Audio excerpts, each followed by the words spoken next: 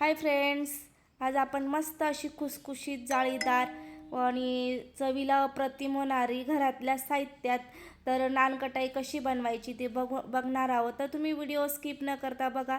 तुम्ही व्हिडिओमध्ये बघितलीच किती खुसखुशीत आणि तोंडात टाकताच विरघळणारी अशी नानकटाई कशी बनवायची ती आज आपण आजच्या व्हिडिओमध्ये बघणार आहोत. साहित्य अगदी घरातलंच आहे. 1 वाटी मैदा घेतला, 1 वाटी साखर घेतली, अर्धी वाटी तूप घेतलं, अर्धी वाटी डाळीचं पीठ घेतलं आणि 3 चमचे मी रवा घेतला.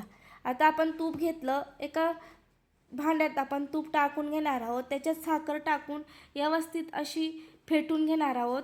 अशा पद्धतीने बघू शकता. मस्त असं एकजीव होईपर्यंत फेटून घ्यायचं आहे. आणि व्हिडिओ स्किप न करता बघा. तुम्ही पहिल्याच प्रयत्नामध्ये खूप छान अशी मस्त नानकटाई बनवू शकतात. इथं आपली आहे ना मस्त अशी फेटून झालेली आहे, बघू शकता. आणि आता आपण आहे ना इथं छान अशी फेटली छान फेटून झालेली, म्हणून मी इथं चेक करून बघितली. पाण्यात टाकल्यानंतर आहे ना वरती तरंगते. तर असं मिश्रण तयार व्हायला पाहिजे. तर आपलं छान असं मिश्रण तयार झालं. त्याच्यात आपण जे मैदा घेतला तो चाळून घेतला, डाळीचं पीठ चाळून घेतलं. अशा पद्धतीने रवा पण आपण चाळून घेणार आहोत. तर इथं सगळ्या आपण व्यवस्थित सगळ्या गोष्टी चाळून घेतल्या. आता आपण 1 टीस्पून बेकिंग सोडा टाकून घेतला, अर्धा टीस्पून आपण बेकिंग पावडर टाकून घेतली. व्हिडिओ व्यवस्थित बघा. तर आता आपण व्यवस्थित मिक्स करून घेणार आहोत. हे पीठ एक गोळा करून घेणार आहोत. अशा पद्धतीने बघू शकता. तर मस्त असं आणि अगदी झटपट होतात. तुम्ही नक्कीच माझ्या पद्धतीने करून बघा. तुम्हालासुद्धा माझी पद्धत नक्कीच आवडेल. अगदी कमी वेळात आणि कमी साहित्यात तयार होणारी आहे. तर इथं आपला गोळा तयार झालेला आहे.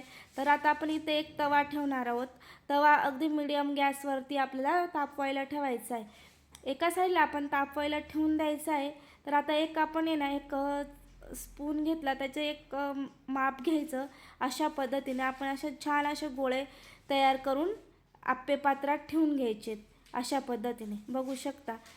तर मी अजून तुम्हाला 2-3 करून दाखवते. तर मस्त असे गोळे करून ठेवून द्यायचे आहेत. व्हिडिओमध्ये बघू शकता. मस्त आता त्याचं आपण डिझाईन करून घेऊया. तर मी एक सुरीच्या सहाय्याने अशी डिझाईन करून घेतली आहे. तुम्हाला जे वाटलं तुम्ही एखाद्या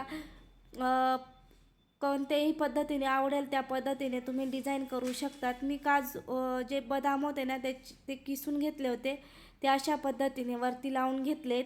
तर बघू शकता अगदी 2-3 सेकंदामध्ये आपली नानकटाई तयार होते. अशा पद्धतीने आपण याला डिझाईन करून घ्यायची आहे. तर व्हिडिओ स्किप न करता बघा. आता आपण आप्पे पात्रामध्ये जेवढे नानकटाई तयार करून घेतल्या होत्या ना त्या ठेवून द्यायच्या आहेत.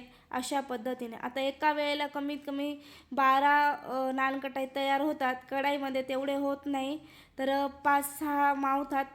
तर अशा पद्धतीने मस्त छान नानकटाई आपण आहे ना गॅसवरती 15 मिनटं अगदी कमी आचेवर ठेवायचे बरं का.